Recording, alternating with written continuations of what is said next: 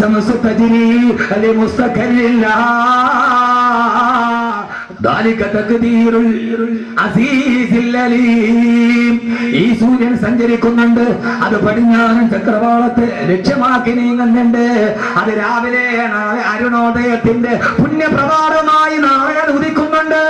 ആർക്കും അതിന്റെ ആയുസ് നിശ്ചയിക്കാൻ കഴിയില്ലെന്ന് 14 നൂറ്റാണ്ടുകൾക്ക് മുമ്പേ ഈ അത്ഭുതങ്ങളുടെ മഹാത്ഭുതമായ ഖുർആൻ ആരോടാണ് പറയുന്നത്? അബൂബക്കറിനോട്, ഉത്ബത്തിനോട്, ശൈബത്തിനോട് ഭ്രമണപഥത്തെ കുറിച്ച്.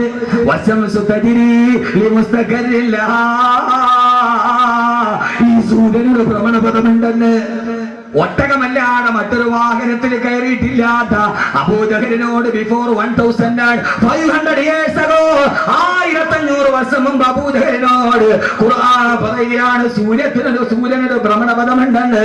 പറയാൻ കഴിഞ്ഞ ഖുർആൻ അല്ലാതെ ലോകത്തിലെ ഏറ്റവും വലിയ അത്ഭുതം ഏതാണുള്ളത്?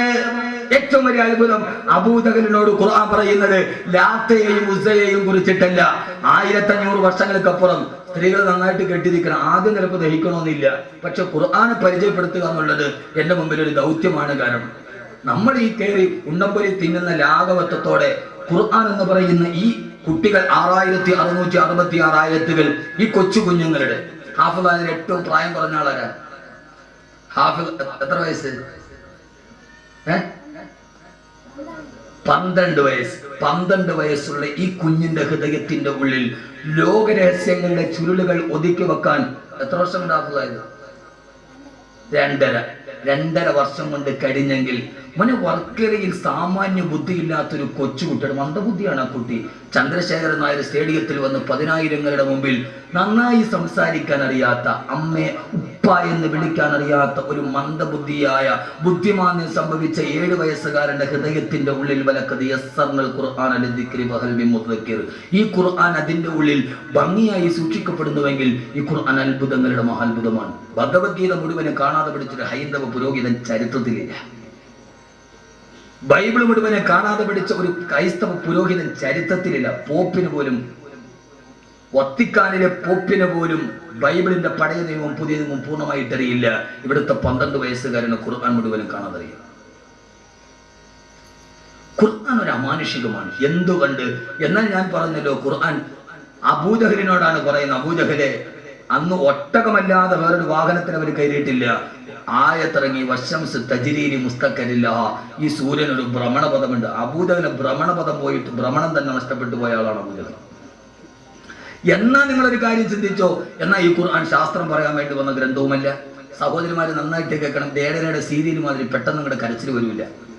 പച്ചപ്പൊട്ടികൾ ഇങ്ങോട്ട് നോക്കുക. അപ്പൊ നന്നായിട്ട് ഖുർആൻ എന്ന് ഈ കേട്ടത് എന്നെ കേട്ട് ഖുർആൻ ഒന്ന് അറിഞ്ഞിട്ട് ഇന്ന് ഇവിടെ വെച്ച് നമ്മളൊരു ഖുർആൻ പ്രേമിയായി മാറണം.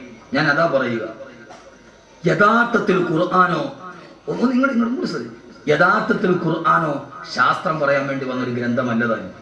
ഖുർആനിലെ 6666 ആയത്തുകളിൽ 1000-ൽ പരം വരുന്ന ആയത്തുകൾ ശാസ്ത്രവുമായി ബന്ധപ്പെട്ടതാണ്. Astronomy, geography, biology, physics, chemistry എല്ലാം ഖുർആനിലുണ്ട്. 1000-ലധികം ആളുകൾ ശറഇന്റെ ഫിഖ്ഹിന്റെ നിയമം പറഞ്ഞതിനേക്കാൾ ഖുർആൻ ശാസ്ത്രത്തിന്റെ രഹസ്യമാണ് പറഞ്ഞത്. എന്നാൽ ഖുർആന്റെ ലക്ഷ്യം ശാസ്ത്രം പറയൽ. ഇത് എന്തിട്ട് മനുഷ്യന്മാരായത്. അള്ളാഹു തൗഫീക്ക് നൽകട്ടെ. 2 മണിക്കൂർ കൊണ്ട് ഖുർആനിനെ ഞാനൊന്ന് പരിചയപ്പെടുത്തുക. ലാസ്റ്റ് ഇൻഷാ അല്ലാഹ് നല്ല വാദം പറഞ്ഞ് അവസാനം 10 സലാത്ത് ഒരു ദുആ ചെയ്ത് നമുക്ക് പിരിയാം. അള്ളാഹു തൗഫീക്ക് നൽകട്ടെ. ഇന്ന് ഈ നാടിന്റെ ആഘോഷമാണ്.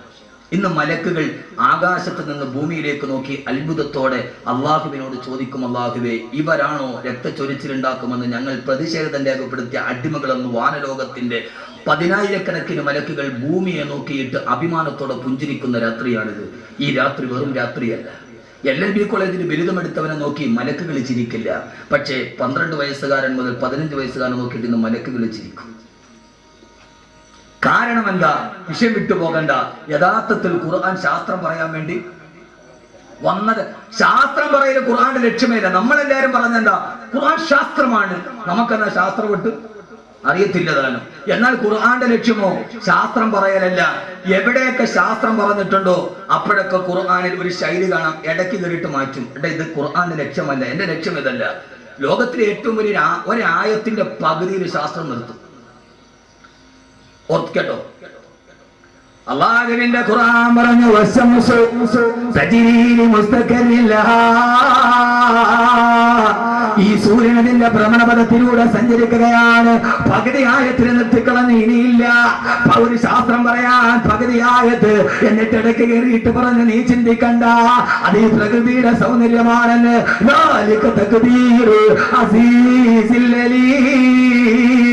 ഇത് ഏകനായ പ്രതാപവാനായ റബ്ബിന്റെ തീരുമാനമാണ്. ശാസ്ത്രം പറയല് ഖുർആന്റെ ലക്ഷ്യമല്ല, അള്ളാനെ പറയലാണ് ഖുർആന്റെ ലക്ഷ്യം. പടച്ചറപ്പിനെ പഠിപ്പിക്കലാണ് ഖുർആന്റെ ലക്ഷ്യം. അതുകൊണ്ടാണ് അതോടെ നിർത്തി. ഇനിയില്ല. ശാസ്ത്രം അവിടെ വെച്ച് അവസാനിക്കുകയാണ്. ഒന്ന് ഖുർആൻ ഒരു നോക്ക്, എവിടെ നോക്കിയാലും ഇത് തന്നെയാണ്.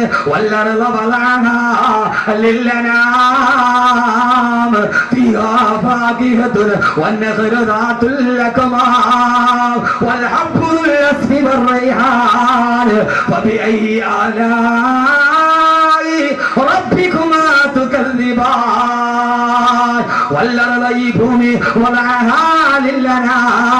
ഇത് സർവ മനുഷ്യന് വേണ്ടി പടക്കപ്പെട്ടതാണ്. ഖുർആന്റെ ഏറ്റവും വലിയ സന്ദേശം ഇതാണ്. ഈ ഭൂമി, ഈ പരന്നു കിടക്കുന്ന ഭൂമി, ഈ ഗോളാകൃതിയുള്ള ഭൂമി, അത് ഒരാൾക്ക് വേണ്ടി പടക്കപ്പെട്ടതല്ല. ഇത് മുസ്ലിമിന് വേണ്ടി മാത്രമല്ല. ഇത് ജൈനന്, പാഴ്സിക്ക്, ക്രൈസ്തവന്, ബൗദ്ധന്, മതമുള്ളവനില്ലാത്തവന്, നിരർത്ഥകവാദിക്ക്, പദാർത്ഥവാദിക്ക്, ഏറ്റവും വലിയ ഭൗതികവാദിക്ക്, എല്ലാവർക്കും വേണ്ടിയാണ് ഈ ഭൂമി. ഈ ഭൂമി എല്ലാവർക്കും ജീവിക്കാൻ അനുമാനമുള്ളതാണ്. ഒരാൾക്ക് വേണ്ടി മാത്രമല്ല ഭൂമിയെ പടക്കപ്പെട്ടത്. എന്നിട്ട് പറഞ്ഞിട്ടുള്ള പറയുകയാണ്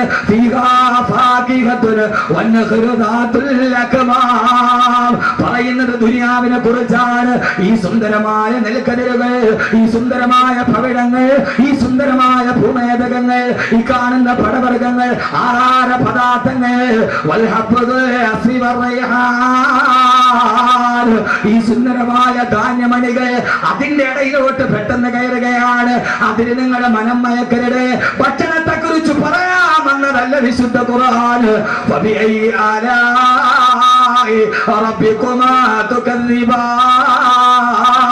പടച്ചറപ്പിന്റെ ഏത് അനുഗ്രഹങ്ങളെയാണ് നിങ്ങൾ വിസ്മരിക്കുന്നത്? എല്ലാം പറഞ്ഞിട്ടിടയിൽ കയറുകയാണ്. ശാസ്ത്രം പറയല് ലക്ഷ്യമല്ല, അള്ളാനെ പറയലാണ് ലക്ഷ്യം.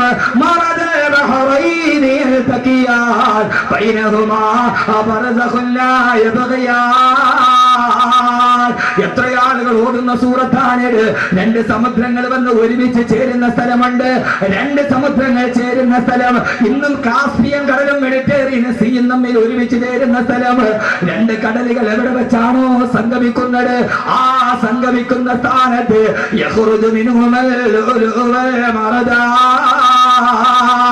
അള്ള പറയുകയാണ്, ഈ 12 വയസ്സുകാരൻ കാണാതെ പഠിച്ചത് ഖത്തമോതുന്ന ഖുർആൻ മാത്രമല്ല, അവന്റെ മനസ്സിന്റെ ഉള്ളിൽ ഇരിക്കുന്നത് ഇതാണ്. രണ്ട് കടലുകൾ ഒരുമിച്ച് ചേർത്തവൻ. രണ്ട് കടലുകൾ എവിടെയാണോ ഒരുമിച്ച് ചേർന്നത് അവിടെ നിങ്ങൾ മുങ്ങി നോക്കുക. അവിടെയാണ്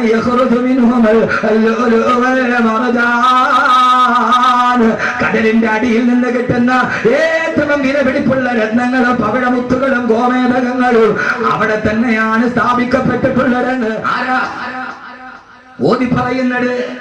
അത്ഭുതം ഇവിടെയല്ല, ഖുർആൻ അത്ഭുതങ്ങളുടെ മഹാത്ഭുതം. സമുദ്രങ്ങൾ സംഗമിക്കുന്നിടത്ത് പവിഴമുത്തുക്കളുണ്ടെന്ന് ഓതി പറയുന്നതാരാ?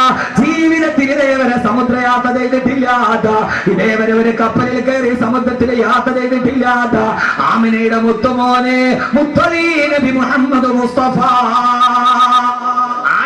പറയുന്നത്. രണ്ട് കടലുകൾ ചേരുന്ന സ്ഥലത്ത് പോയി മുങ്ങി നോക്കിയാൽ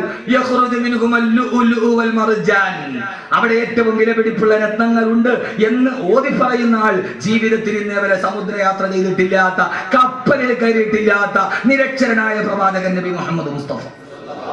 എന്താ ഈ ഖുർആൻ അത്ഭുതമാവാത്തത്? എന്റെ പൊന്നുമോനെ, നമ്മൾ തിന്നുന്ന ബിരിയാണി അരി ഇപ്പൊ കടല് കൂടുന്ന കാര്യം പറഞ്ഞാൽ നിങ്ങൾക്ക് ഇപ്പൊ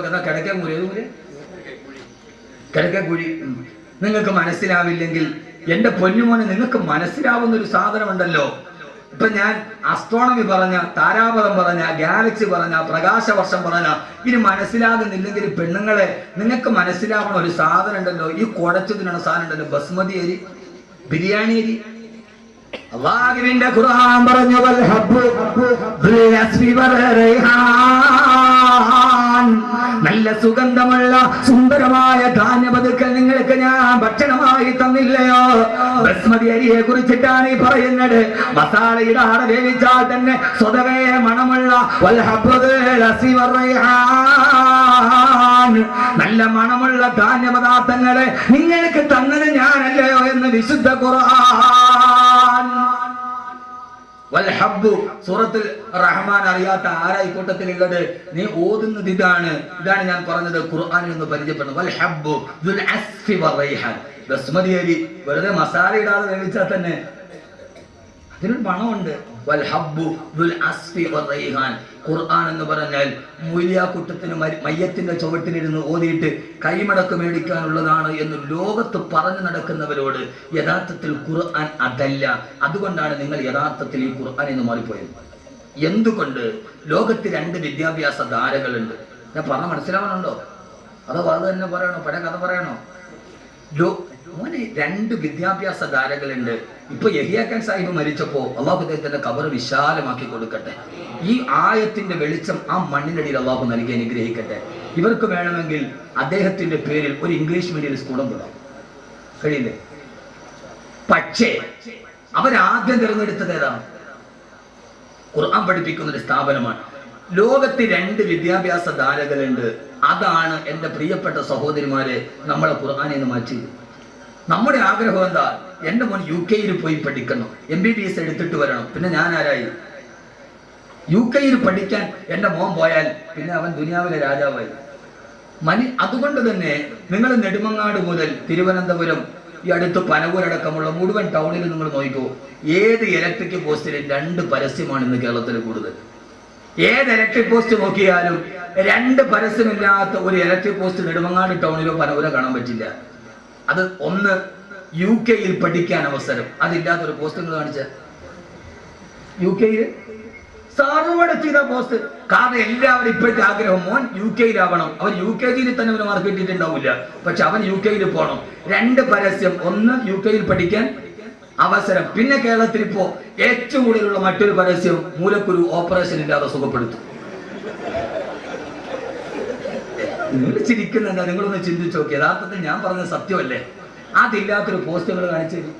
യഥാർത്ഥത്തിൽ എന്തുകൊണ്ട് 2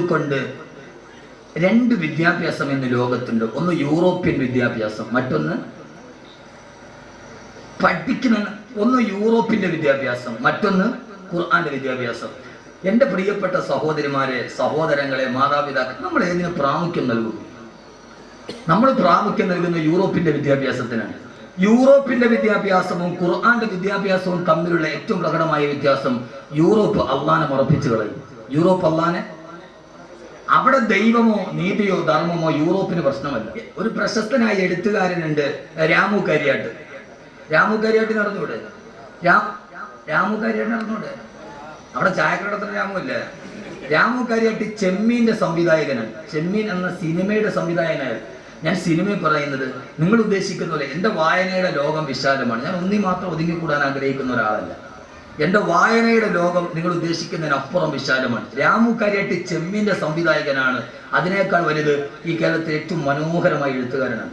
അദ്ദേഹം ലണ്ടനിൽ സായിപ്പിന്റെ അതിഥിയായിട്ട് പോയി.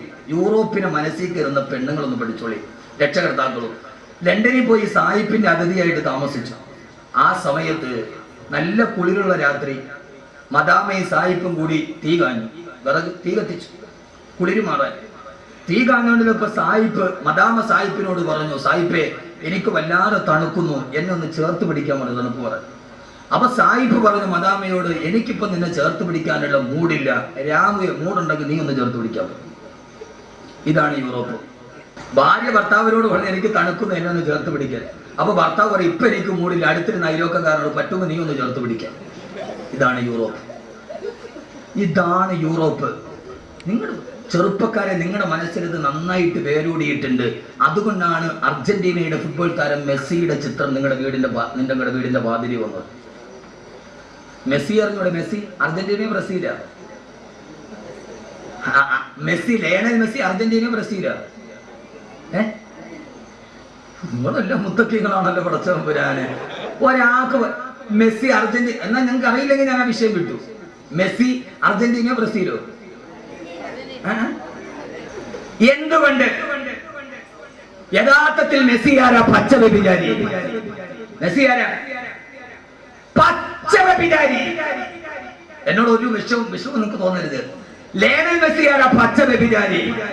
കഴിഞ്ഞ വേൾഡ് കപ്പിൽ അർജന്റീന തോറ്റു. തോറ്റെന്ന് അന്തം വിട്ട തോക്കൽ തോറ്റു, എതിരില്ലാത്ത 4 ഗോളിനും.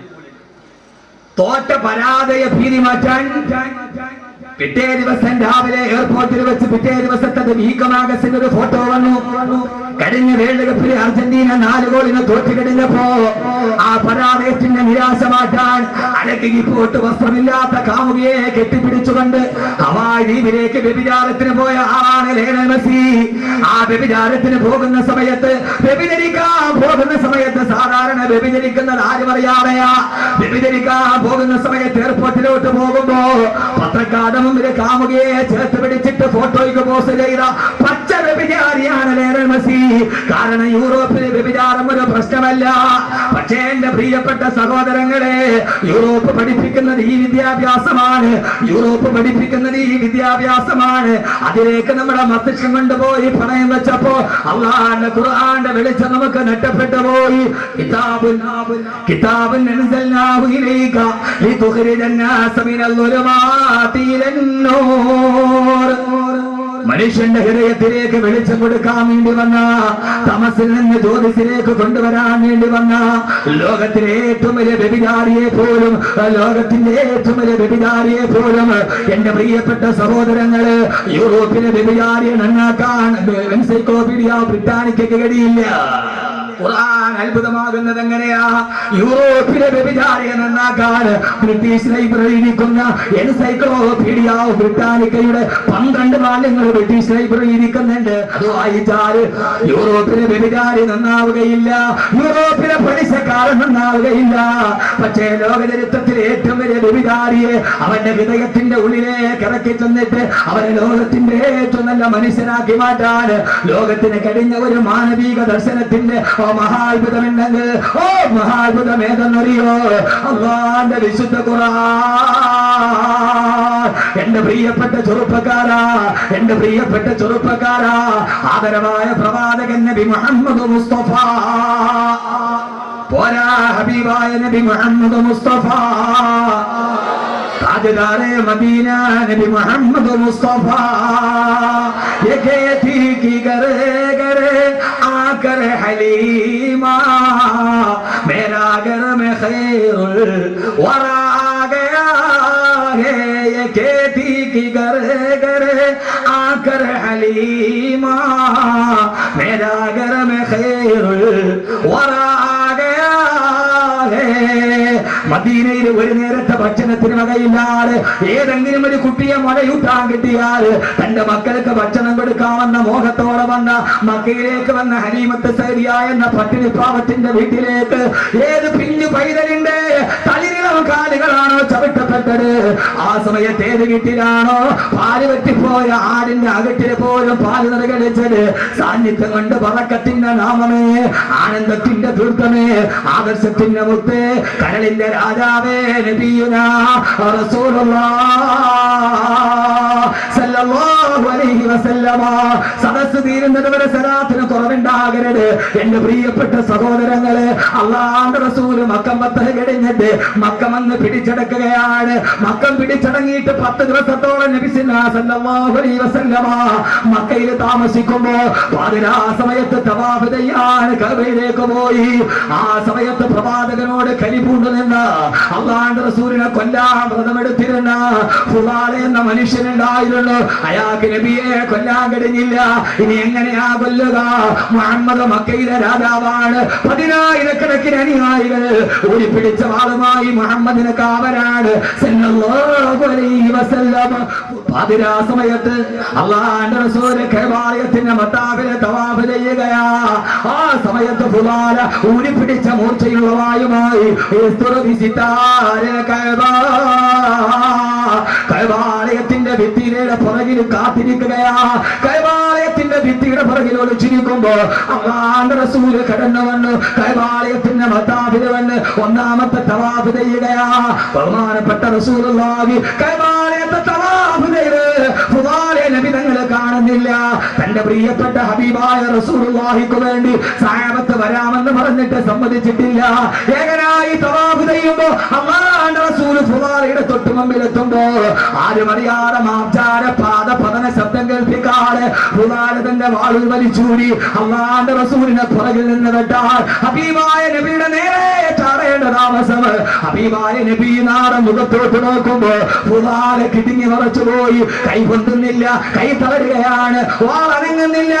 അള്ളാന്റെ റസൂലിന്റെ മുഖത്തിന്റെ പ്രകാശം കാണുമ്പോ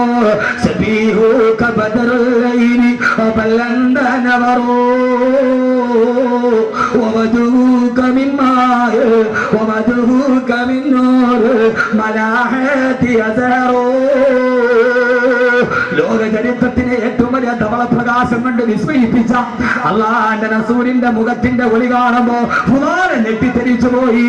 ഹബീബായ നബി രണ്ടാമത്തെ തവാഫ് പൂർത്തിയാക്കുകയാ. തന്റെ മുമ്പിൽ എത്തിയപ്പോ ഫുദാല രണ്ടാമത് ഊരിപ്പിടിച്ച വാളുമായിട്ട് ഇറങ്ങേണ്ട താമസം. അള്ളാന്റെ റസൂലിന്റെ ആ നാട്ടിന്റെ വെളിവ് കാണുമ്പോ ഫുദാല ഞെട്ടിത്തെരിക്കുന്നു. വാളിരിക്കുന്ന കൈവിറക്കുകയാണ്. മൂന്നാമത്തെ തവാഫ് തീർന്നു, നാലാമത്തെ തവാഫ് തീർന്നു, 5, 6, 7ാമത്തെ തവാഫാണ്. ഇവിടെ വെച്ച് കൊല്ലാൻ കഴിഞ്ഞില്ലെങ്കിൽ ഇനി മുഹമ്മദിനെ കൊല്ലാൻ എനിക്ക് കഴിയില്ല. 7ാമത്തെ തവാഫ് പൂർത്തിയാക്കുകയാണ്. തവാഫ് പൂർത്തിയായി. ഹബീബായ നബി സല്ലല്ലാഹു അലൈഹി വസല്ലമ 7ാമത്തെ തവാഫ് ചെയ്തിട്ട് അല്ലാഹുവിന്റെ റസൂൽ അവിടെ ഇരുന്ന് ഖുർആൻ ഓതുകയാണ്. വതൂരി വകിതാബിൻ മസ്തൂർ ഫീ റഖിൻ മൻശൂർ. ഖുർആൻ ഓതേണ്ട താമസം ഖുർആൻ മനസ്സ് മുഴുവനും പിടിച്ചു നിർത്തി വർദ്ധിത വീര്യത്തോടെ തന്റെ മനസ്സിനെ മുഴുവനും പിടിച്ചു നിർത്തിയിട്ട് ഖുർആൻ ഹബീബായ നബിയുടെ മുമ്പിലേക്ക് ചാടേണ്ട താമസം. അള്ളാന്റെ റസൂലിന്റെ ഖുർആൻ ഓതൽ കേട്ടപ്പോ ഖുർആൻ പേടിച്ചു മറച്ചുപോയി. ഖുർആനിന്റെ കയ്യിൽ നിന്ന് വാള് താഴേക്ക് വീണു. ഹബീബായ നബി തിരിഞ്ഞു നോക്കുമ്പോ താഴെ കിടക്കുന്ന വാളിന്റെ മുമ്പിൽ വിറക്കുകയാണ് ഖുർആൻ. ഖുർആനക്ക് മനസ്സിലായി താൻ പിടിക്കപ്പെട്ടു. മുഹമ്മദിന്റെ അനുയായികളെ തന്നെ തുണ്ടമായി വെട്ടിക്കളയും. മക്കയുടെ രാഷ്ട്രപതിയാണ് കൊല്ലാമെന്നത്.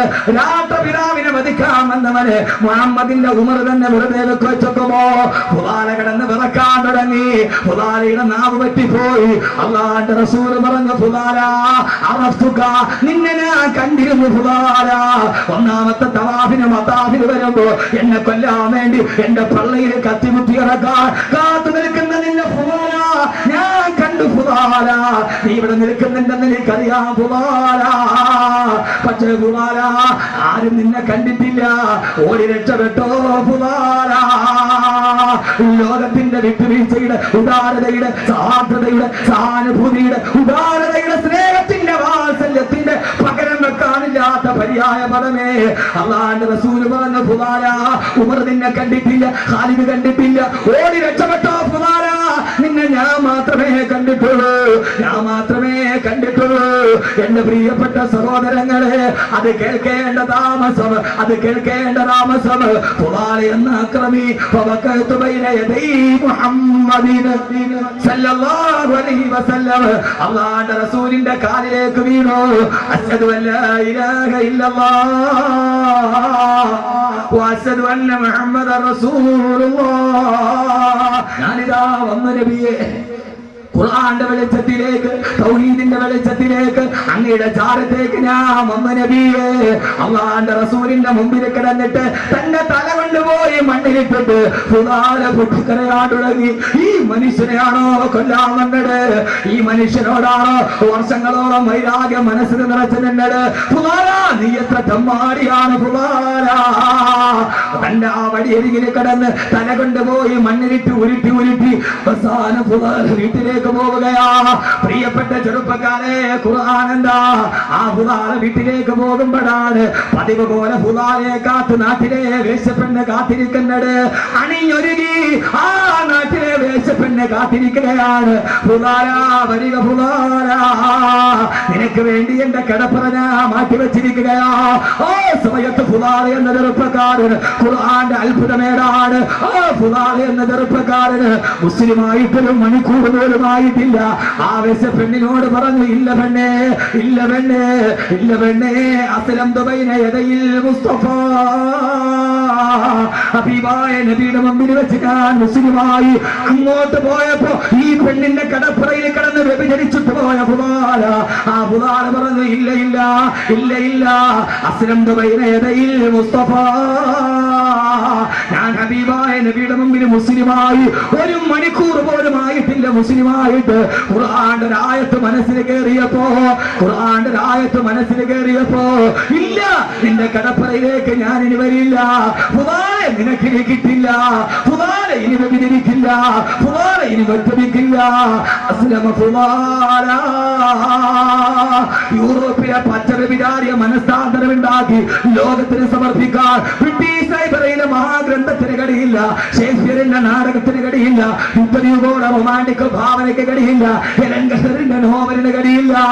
പക്ഷേ സഹോദരങ്ങളെ, പക്ഷേ ലോകത്തിന്റെ അത്ഭുതം നടത്തിയത് ഒരു പച്ച വ്യഭിചാരിയെ ഒരൊറ്റ നിമിഷം കൊണ്ട് ലോകത്തിന്റെ മുമ്പിൽ സമർപ്പിച്ചു കൊടുക്കാൻ, അവന്റെ ഹൃദയത്തിലോട്ടിറങ്ങാൻ. ആ വിദ്യാഭ്യാസമാണ് ഖുർആന്റെ വിദ്യാഭ്യാസം. ഹാഫിളായ ഒരു കുഞ്ഞ്, അവൻ മരിക്കുന്നത് വരെ അവൻ മദ്യപിക്കില്ല, അവൻ വ്യഭിചരിക്കില്ല. കാരണം അവന്റെ മനസ്സിൽ ഓർമ്മയുണ്ട്, അല്ലാഹുവേ, എന്റെ ഹൃദയത്തിൽ ഞാൻ മനഃപാഠമാക്കിയതെന്താ? ലൗഹുൽ മഹ്ഫൂദിൽ നിന്ന്, ഏഴാനാകാശത്തിൽ നിന്ന് റൂഹുൽ അമീൻ പറഞ്ഞു കൊടുത്ത ഈ സുന്ദരമായ വാക്യമാണ് എന്റെ ഹൃദയത്തിന്റെ ഉള്ളിലുള്ളത്. അതുകൊണ്ട് ഖുർആൻ അത്ഭുതങ്ങളുടെ മഹാത്ഭുതമാണ്. ബസ്മതി അരിയെ കുറിച്ചിട്ട് മാത്രമല്ല, സൂര്യന്റെ ഭ്രമണപഥത്തെ കുറിച്ചിട്ട് മാത്രമല്ല, ഇരുമ്പിനെ കുറിച്ച് മാത്രമല്ല, ഉറുമ്പിനെ കുറിച്ച് മാത്രമല്ല, സൂര്യനെ കുറിച്ച് പറഞ്ഞ ഗ്രന്ഥമാണ്. ഇസ്ലാമിലേക്ക് ഖുർആൻ കണ്ട് കടന്നു വരുമ്പോ ഉമർ റളിയല്ലാഹു അൻഹുവിന്റെ മയ്യത്ത് കുളിപ്പിക്കുമ്പോ ആ സമയത്ത് വലത്തെ തോളിലൊരു അടയാളം ഉണ്ടായിരുന്നു. ഏതടയാളം എന്നറിയോ? തന്റെ ജാഹിലിയ കാലഘട്ടത്തിൽ മല്ലന്മാരെ തോളിൽ വെച്ച് വട്ടം ചുറ്റിയതല്ല. ആ മനുഷ്യനെ കുളിപ്പിക്കുമ്പോൾ, ഉമർ റളിയല്ലാഹു അൻഹുവിന്റെ മയ്യത്ത് കുളിപ്പിക്കുമ്പോ വലത്തെ ചുമലിൽ ഒരു അടയാളം ഉണ്ടായിരുന്നു. പാതിരാ സമയത്ത് പാവപ്പെട്ടവർക്ക് ഭക്ഷണത്തിന് വേണ്ടി മാവും ഗോതമ്പ് മാവും ചുമന്നുകൊണ്ട് പോയതിന്റെ അടയാളം. ആ മനുഷ്യന്റെ മയ്യത്ത് കുളിപ്പിക്കുമ്പോ ആ മനുഷ്യന്റെ വലത്തെ തോളിലുണ്ടായിരുന്നു. പാതിരാ സമയത്ത് അഗതികൾക്കും യതീമീങ്ങൾക്കും അനാഥർക്കും ഗോതമ്പിന്റെ റൊട്ടിയും ചുമന്നുകൊണ്ട് പോയ പാടിന്റെ അടയാളത്തിന്റെ തിരുശേഷിപ്പ് ഈ മനുഷ്യന്റെ ചുമലിലുണ്ടാകുന്ന രീതിയിൽ ഉക്കാള ചന്തയില് മല്ലന്മാരെ തോളിൽ വെച്ച് അമ്മാനമാടിയ മനുഷ്യനെ ഈ രീതിയിൽ പരിവർത്തിപ്പിച്ചതാരാ?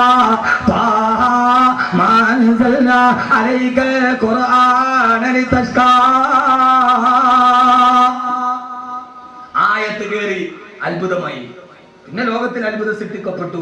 അങ്ങനെ ഒരു പരിവർത്തിത സമൂഹത്തിന്റെ, ഒരു പരിവർത്തനത്തിന്റെ പുറകിൽ പ്രവർത്തിക്കുന്ന പ്രേരക ചാലക ശക്തിയായി വർത്തിക്കാൻ ഖുർആൻ എന്ന് നാം പഠിപ്പിക്കുന്ന നമ്മൾ ഈ ഖുർആന് കഴിയേണ്ടതുണ്ട്. അല്ലാഹു നാക്കി തരട്ടെ. ലോകത്തിലെ ഏറ്റവും വലിയ തമ്മാടികൾ പേടിച്ച് കരഞ്ഞു പോയത് ഖുർആന്റെ ആയത്തിറങ്ങിയപ്പോൾ ഞാൻ പറഞ്ഞത് അല്ലാഹു മനസ്സിലാക്കാൻ തൗഫീഖ് നൽകട്ടെ. അല്ലാഹുവിന്റെ വിശുദ്ധ ഖുർആൻ, ഞാൻ ആയത്ത് മുഴുവനും പറയാം. ഖുർആൻ ഇതിനെ കുറിച്ച് മാത്രമല്ല, ലോക ചരിത്രത്തിലെ ഏറ്റവും വലിയ വിസ്മയത്തിന്റെ വിപ്ലവം സൃഷ്ടിക്കാൻ അല്ലാഹുവിന്റെ ഖുർആനിന്. ജുബൈർ ഇബ്നു മുത്തീം ക്രൈസ്തവ പാതിരിയാണ്. ക്രൈസ്തവ പാതിരിയാണ്. അയാൾ മക്കയിലോട്ട് വന്നപ്പോ കൈബാലയത്തിന്റെ മത്താഫിൽ നിന്നിട്ട് അബൂജഹൽ പറഞ്ഞു, ജുബൈർ ഇബ്നു മുത്തീമേ, കൈബാലയത്തിന്റെ മത്താഫിലൂടെ പോകരുത്, അവിടെ ഇരുന്ന് മുഹമ്മദ് ഖുർആൻ ഓതുന്നുണ്ട്, അത് കേട്ടാൽ പിഴച്ചു പോകും. ജുബൈർ ഇബ്നു മുത്തീം പഞ്ഞിയെടുത്തിട്ട് തന്റെ ചെവിയിലേക്ക് വെച്ചിട്ട് തന്റെ വിരലുകള് ചെവിയിലോട്ട് കുത്തിക്കയറ്റി ഖുർആൻ ഓതുന്നത് കേട്ടാലേ പിഴച്ചു പോവുകയുള്ളൂ. ജുബൈർ ഇബ്നു മുത്തീം എന്ന ക്രൈസ്തവ തന്റെ വിരൽ ചെവിയിൽ കുത്തിക്കയറ്റിയിട്ട് കൈബാലയത്തിന്റെ മത്താഫിലൂടെ പോകുമ്പോഴാണ് കൈബാലയത്തിന്റെ മത്താഫിൽ ഖുർആൻ ഓതുന്നത്.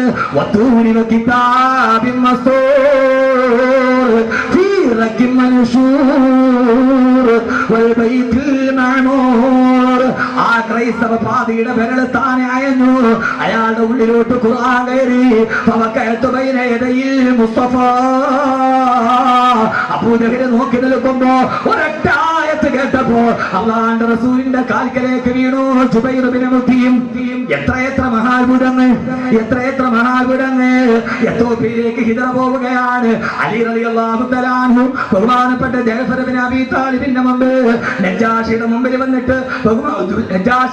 വന്നിട്ട് അബൂ സുഫിയാൻ പറഞ്ഞില്ല, മുഅ്മിനീങ്ങളെ, ഈ മുഹമ്മദും കൂട്ടരും നമ്മുടെ വിഗ്രഹങ്ങളെ തള്ളി പറയുന്നവരാണ്, മതപ്രമാണങ്ങളെ തള്ളി പറയുന്നവരാണ്.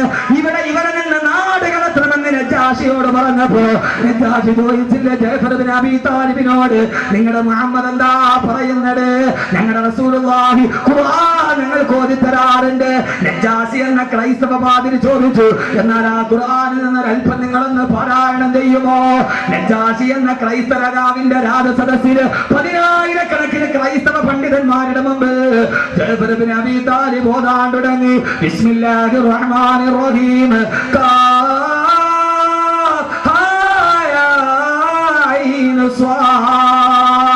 ذكر رحمة ربك عبده زكريا إذ نادى ربه نداء خفيا قال رب إني وهن العظم مني واشتعل الرأس شيبا. നജാസി എന്ന ക്രൈസ്തവ പാതിരി കണ്ണിലൂടെ കണ്ണുനീര് തടം തല്ലിയാ തുടങ്ങി. ചാടി എഴുന്നേറ്റ് ഇത് കേട്ട ക്രൈസ്തവ പണ്ഡിതന്മാര് പൊട്ടിക്കരഞ്ഞു പോയി. അവര് പറഞ്ഞു, അതെ അതെ, ഇത് മറിയമിനെ കുറിച്ച് പറയുന്ന ഗ്രന്ഥമാണ്, ഇത് ഞങ്ങളുടെ യേശു ക്രിസ്തു പറഞ്ഞു തന്നതാണ്, ഇത് ഖുർആനാണ്, ഖുർആനാണ്. ആ മുഹമ്മദ് സത്യത്തിന്റെ പ്രവാചകനാണ്. ജഅഫറേ, നിങ്ങൾക്ക് ഞാൻ അഭയം നൽകുന്നതുണ്ട്. ക്രൈസ്തവ പുരോഹിതന്റെ ക്രൈസ്തവ രാജാവിന്റെ കരിങ്കല്ലിന്റെ ഇടഭിത്തിയിലേക്ക് തുളച്ചിറങ്ങി അല്ലാഹുവിന്റെ വിശുദ്ധ ഖുർആൻ.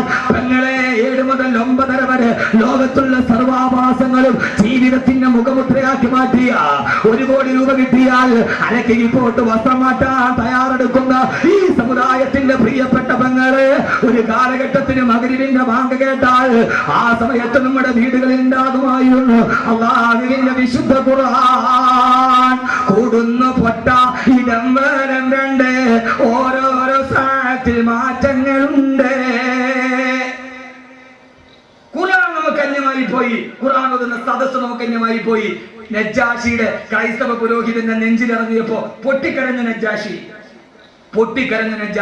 ഖുർആൻ കരയാനുള്ളതാണ്, കേട്ടിട്ട് കരയണം. 1994 എനിക്ക് ദാറുൽ ദൈവത്തിൽ സനദ് സമ്മേളനം നടന്നു. മിസ്സിസ് ഇന്ദിരാഗാന്ധി എന്ന പ്രധാനമന്ത്രിയാ. മിസ്സിസ് ഇന്ദിരാഗാന്ധിയുടെ മുമ്പിൽ വെച്ച് ലോക പ്രശസ്ത ഖുർആൻ വിദഗ്ധൻ ഷെയ്ഖ് ബാസിത്ത് ഖിറാഅത്ത് നടത്തി.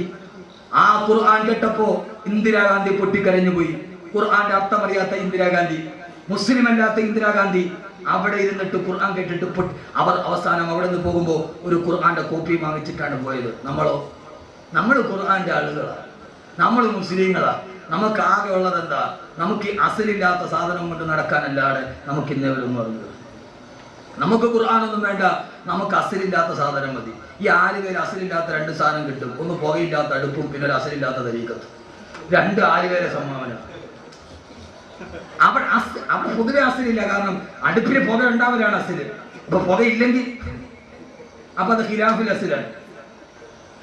നമുക്ക് ഈ അസലില്ലാത്തത് മതി എന്റെ പൊന്ന സഹോദരങ്ങളെ. എന്നിട്ട് നമ്മൾ തമ്മിലടിക്കാനും പള്ളി പൊട്ടിക്കാനും നടക്കുക. എനിക്കൊന്നിനോടുമില്ല. ഈ ഖുർആന്റെ പുറകെ നിങ്ങൾ നടക്കുക, ഈ ഖുർആന്റെ വെളിച്ചത്തിൽ പിടിക്കുക. എന്നിട്ട് ആ വെളിച്ചത്തിലൂടെ